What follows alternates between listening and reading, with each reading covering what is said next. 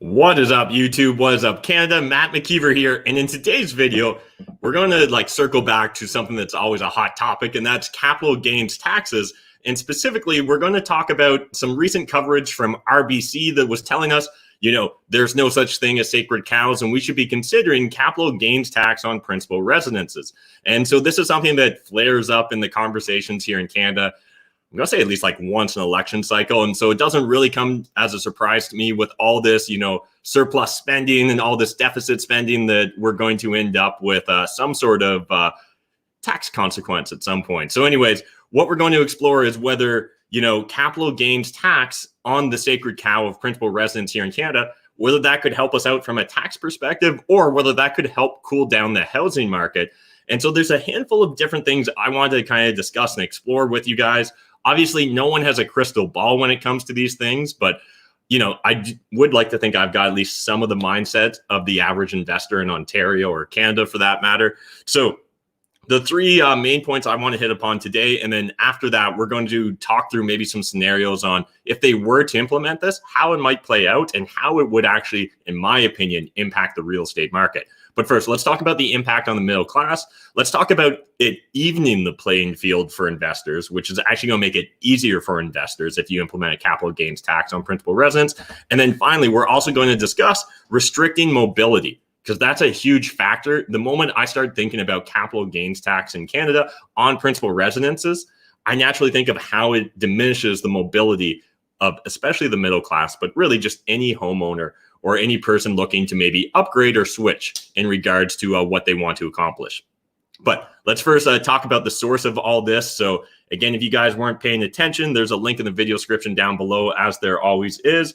But this is from Bloomberg, BNN Bloomberg, but you guys probably saw this making the rounds. It was on Globe and Mail. I think it's been on the National Post, CBC. So RBC economist came out and essentially, well, let's just talk through it. So the RBC Economics is wading into the debate over Canada's red-hot residential real estate markets, urging policymakers to put all options on the table when it comes to getting the runaway prices under control. In a research report Wednesday, RBC senior economist Robert Hogue said even measures previously considered sacred cows should be scrutinized as home prices become further divorced from average incomes and economic fundamentals.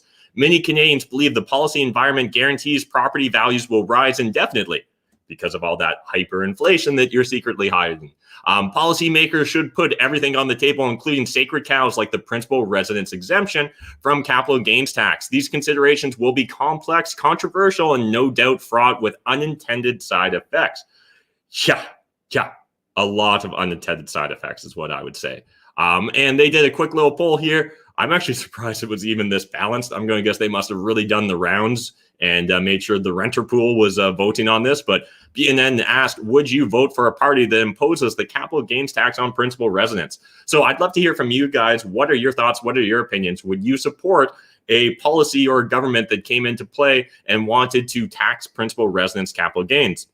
So let's quickly discuss, they immediately want to go to a false equivalency here of what goes on in the US. And again, there's so many different factors here that it's really hard for us to look at one in a vacuum. But what they're going to bring up, and this is what a lot of people that are going to promote or support and be proponents of this idea of capital gains tax on principal residence in Canada. And we do have caps to it too. So maybe at the end, if you guys are interested, we can dive into what some of the caps are, but it's not like I can't go buy 1,000-acre property and call it my principal residence and have it be completely capital gains exempt.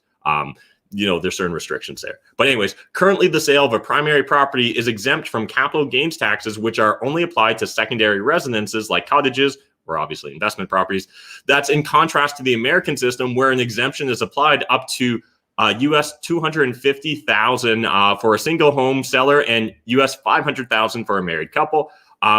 So again, one, obviously being a single dude, I don't love the fact. I don't see why married couples should be given a competitive advantage. But secondly, there are other tax incentives in the US to really support and promote home ownership, right? So they've got, they can deduct their interest expense from their personal income. So again, there's other aspects that really incentivize home ownership for the US amongst their citizens. And so I think it's unfair to simply look at this one little snapshot and use that as the sole basis or argument towards why we should do it. But obviously, the real reason people bring this up is they feel that cities like Vancouver and Toronto in particular are unaffordable for the average person. First, my mind naturally wants to go, should the average person be able to afford a house in Vancouver or Toronto, right? Like, is that a default right? And secondly, do they have the default right to own in any neighborhood they want in that city? And this is where things get a little bit mucky and confusing, in my opinion. But anyways, I don't think any of us is going to argue that housing has been on a tear here recently in Canada. So if you guys are curious in hearing just where the capital gains tax stand right now here in Canada, I want to encourage you to check out this video. There's a link in the video description down below that we previously shot. Seems to be pretty popular. Love it if you guys would smash the like button. But in that, and you can see in the video description as well, we share a little bit of a discussion of what's going on in regards to the taxes when it comes to capital gains. And we also go through some of the history. So in this one, I really read through for you the previous history of capital gains and capital gains exemptions in Canada, because a lot of times we just assume that the way things are the way they've always been. Absolutely not the case. So again, there's a long history of capital gains taxes changing and evolving here in Canada. It'd be naive to think that it couldn't or won't change in the future, especially during these unusual times. But let's take a step back and talk about those 3 points that I really want to bring up. The impacts on the middle class. So to me, bringing in capital gains tax on principal residences is going to actually do the exact opposite of what you wanted to encourage people to do, which is home ownership. So in my opinion, what's going to happen is if you implement this, the middle class is really going to feel stuck. And that's where this mobility issue is going to come in. They're going to feel like they can never move, because if their house appreciates significantly, they're looking at a significant tax bill. And if they want to, say, just move and buy another property, unless there's going to be some sort of exemption or rollover, and again, maybe certain regulations, depending upon how the government rolls it out, could look at doing that. And again, I think I've been talking about this for a while, my concerns about them wanting to tax us on capital gains of principal residences, because a few years ago, the government started tracking this information. The moment the government starts tracking information, they're going to want to use it. And ideally, they're going to want to find a way to use it against us. And so one of the ways they're going to want to use it against us is say, look at all the money we can make. And they're just going to make up arbitrary stories about how this will cool off the housing market because, hey, if we put in an arbitrary tax, it will definitely impact the market. I mean, doubling land transfer tax didn't really cool down the Toronto market. Foreign investor taxes haven't really cooled down the market that significantly. And any other sort of unintended consequences or any other regulations will naturally lead towards other unintended consequences where us as individual actors, we're going to pivot, we're going to move, and we're going to react to what the government does. And so again, that's where you can't just act as if this is in isolation or in a vacuum. But we'll come back to that mobility issue and how this is really going to gut the middle class in a second. But let's talk about how it evens the playing field for investors. So it literally is going to make it easier for investors like me. Again, I don't think it should be hard for investors, but I know a lot of people naturally want to blame investors for what's going on in the housing market. Well, understand that implementing a capital gains tax for principal residences is actually going to incentivize investors like me to want to get into the market more. Because it means that there's probably going to end up being less homeowners because they're going to get burned unless they get some sort of rollover or exemption where they can take all their proceeds and go put in the next property. But again, if we end up with some sort of exemption like that, it's essentially going to negate the whole purpose of this program, or at least the perception of the purpose of this program. So again, if that is going to happen, or they put some sort of cap or restriction on it, it really is not going to have the impact that they think, because investors will adjust and adapt to. And odds are, and this is where I see the biggest unintended consequence come. Let's say the government drops the notice that, hey, July 1st, we're implementing a capital gains tax on principal residences. Do you know what's immediately going to happen? Assuming they don't backdate the decision, a ton of people will immediately put up their houses for sale, wanting to lock in their capital gains tax-free. So if you put a date in the future, this is going to bring a lot of inventory into the short term, but then the inventory is going to freeze and no one's going to want to list after that period of the new tax being implemented. On the flip side, as an investor, we're just going to see buying opportunity if there is any dip. So again, I think you're going to see buyers come in and really backstop or create a floor of demand that's not going to allow prices to diminish or decrease significantly. And really, this is where the middle class is just going to get squeezed further and further, right? This is one more tax on the middle class. This is literally going to create an immobility issue, right? So again, if they can't roll over their proceeds to go buy the next house, or there's not at least some sort of cap, again, in order to make that effective, you essentially need to be able to have them port all their profits into the next property if you want to be able to, for them to go buy their next property. So again, it seems like it's counterintuitive to want to implement this, but regardless, what's going to happen is people aren't going to sell their properties as frequently. Right now, our real issue is an inventory shortage. Demand is by far outstripping supply. So will a capital gains tax on principal residences improve supply issues? Explain to me in the comments how it would, because I'd be curious. Because I literally think that if you announce it immediately or you backdate it, so if they were like, it happens today, you can't react to this, then a lot of people are just going to be like, well, shit, I'm stuck here now. Or again, if they backdate it, we're just going to feel stuck. And people are just going to be like, well, I can never afford to sell this house now because I'll never be able to afford to buy the next one because I'm going to lose some of the money I have in this one by selling it. And so again, you're just going to see people scared. And this isn't going to dramatically change the environment. The things that could actually change environment, things that could actually help housing become more affordable is opening up and loosening restrictions. It's not more rules. More rules is what got us into trouble. Just constantly packing on more and more rules and regulations just bloats the system, makes it more confusing, and just results in like all kinds of unintended consequences. What we should really be looking at doing is making it easier for people to build, right? So while things like a green belt may seem great on paper, we really need to look at the unintended consequences. And is there other ways that we can increase density? Things like allowing secondary dwellings, income suites, right? Granny suites. All those things dramatically improve the affordability because one, this is inventory often coming in, not at the highest price point, right? So understand that when someone builds a brand new apartment building, one of two things is going to happen. They're going to rent it at absolute top of the price, which really isn't going to change affordability dramatically in one foul swoop.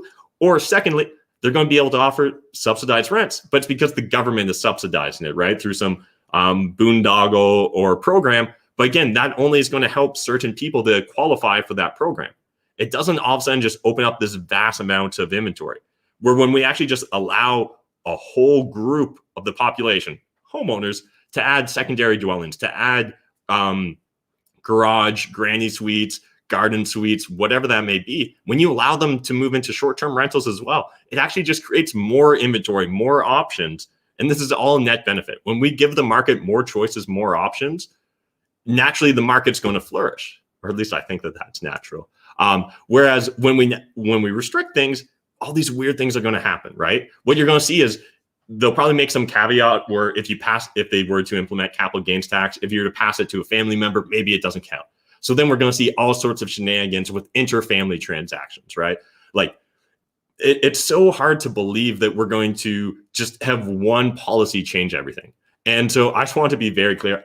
At the end of the day, it doesn't actually really matter to me what they do here because we'll just adapt to the market as investors. But I really do think it would be detrimental to the middle class, and it's going to result in a lot of people that currently can afford houses to slowly become priced out, or they're going to be stuck with their current property and be unable to pivot and move, right? So if you're in a high cost of living area and you're looking at that low cost of living area, you might feel like handcuffed to the high cost of living area if you're like, well, geez, my property went up by $500,000, but I'm going to have to lose, let's call it a quarter of that in taxes. So now that $500,000 in profit, I feel like I've got that I can go use to retire or buy a bigger house in that small town or in the lower cost of living area. Well, nope, actually, I don't have $500,000 anymore. I only have $375,000. I've lost 25% of the proceeds of the gain proceeds, I should say, from the sale. Again, that has consequences, but where they naturally think is like, oh, well, now he's only going to be able to go spend, instead of $1 million, he'll only go spend, $875,000. Well, no, actually, what's probably going to happen is that person's going to choose not to sell. And so that's one piece of property that's not going to go on the market. And so that's not going to magically create a better system. It's not going to magically just flood us with inventory. Again, I'm not saying that that's what regulators are seeking with this. I don't think anyone wants to just overnight flood the market. It would create all kinds of crazy disruptions. But I think what we need to look at is actually loosening up regulations, making it easier for homeowners to, take on boarders, to have income suites. Or, maybe we should also start normalizing intergenerational family living. I don't see why everyone needs to live in a massive mansion all by themselves. Now, again, that shit should never be regulated into existence. We should only encourage it, right? But again, think about how could the government actually allow individuals to make more housing available? Well, what if you decided instead of taxing capital gains, what if alternatively we allowed people to rent out in their own house tax-free? What if I could rent out a part of my house? Would that create a new rental unit? Would I be incentivized now to want to create a new rental unit? Yeah, I think it would. I actually legitimately think that would create a whole new slew of options available to renters. Now, again, that might actually put more pressure on housing prices, but hopefully, if anything, it does. Where that's going to lead towards is people wanting to build more housing because there's more demand for it than ever before. But if we're going to have crazy high fees, crazy high taxes, all kinds of rules changing on a daily basis, if we're going to have the supply chain constantly disrupted because of COVID, understand that the cost to build these houses is skyrocketing. Unlike, I don't actually have data here, but I believe it's unlike anything we've ever seen before. So you need to be very aware of this when we're looking at those potential consequences, because it's just, I get it right now. There's a lot of people out there that are really pissed off that they can't afford a house. And you were promised the Canadian dream, you were promised the American dream, and it feels like all bullshit. And you feel like rich people are getting ahead while you're falling behind. One arbitrary rule, one arbitrary change in regulation isn't going to impact that.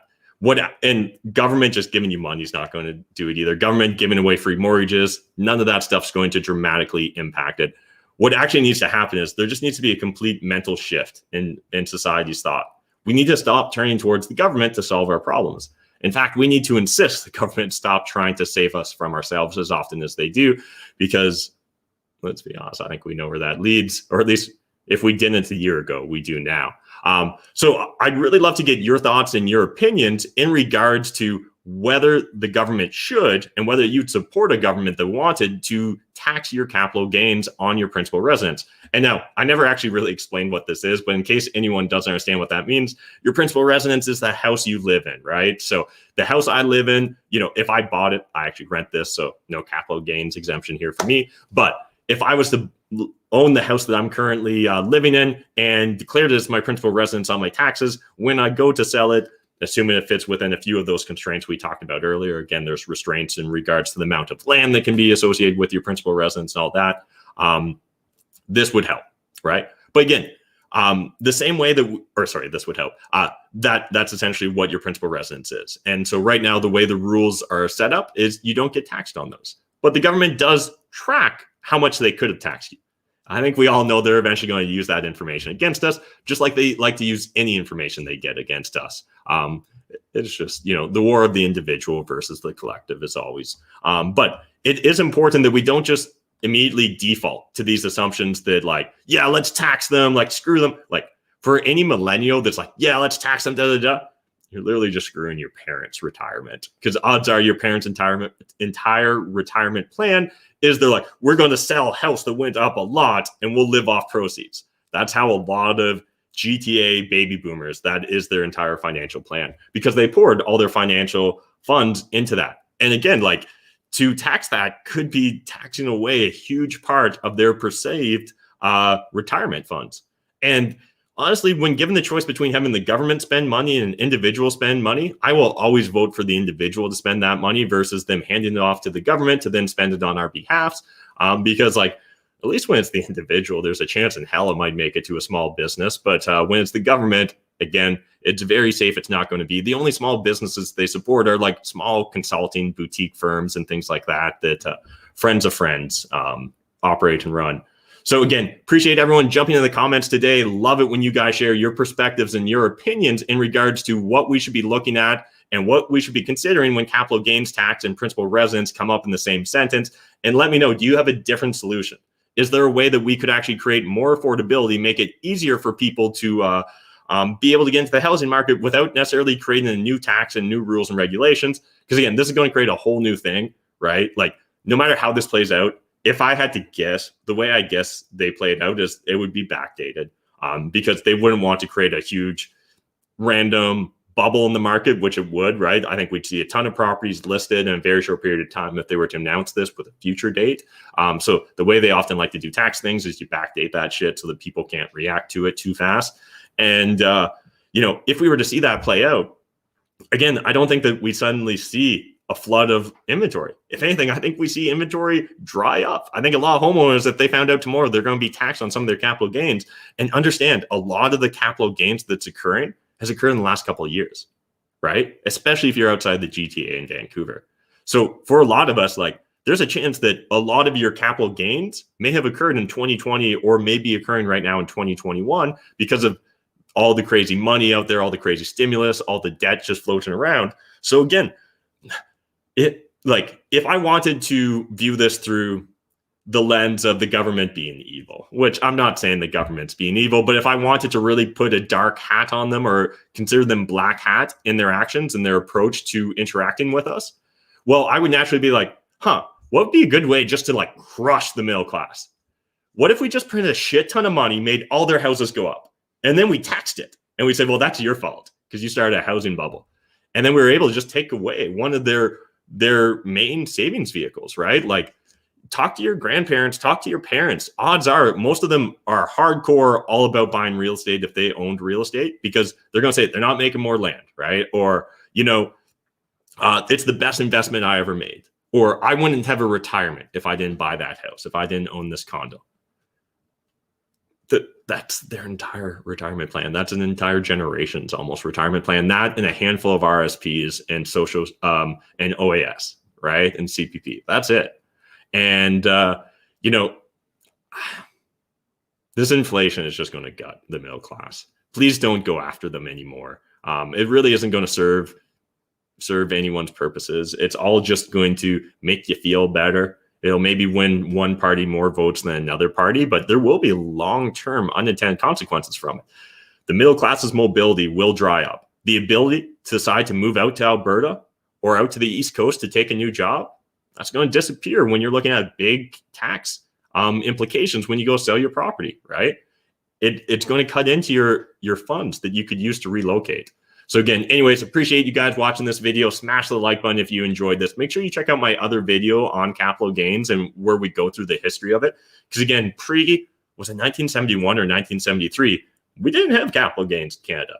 I'm not saying we should go back to those days, but it's important we understand that a lot of these almost none of these taxes have been around for more than 120 years that we currently just take as default. So really important we understand that these rules can change. If we're not paying attention, they could have massive consequences. So for me as the real estate investor, if anything, I think that taxing capital gains will create a bigger pool of renters and will make it easier for us as investors to buy more of the housing pool from homeowners. So I don't really care.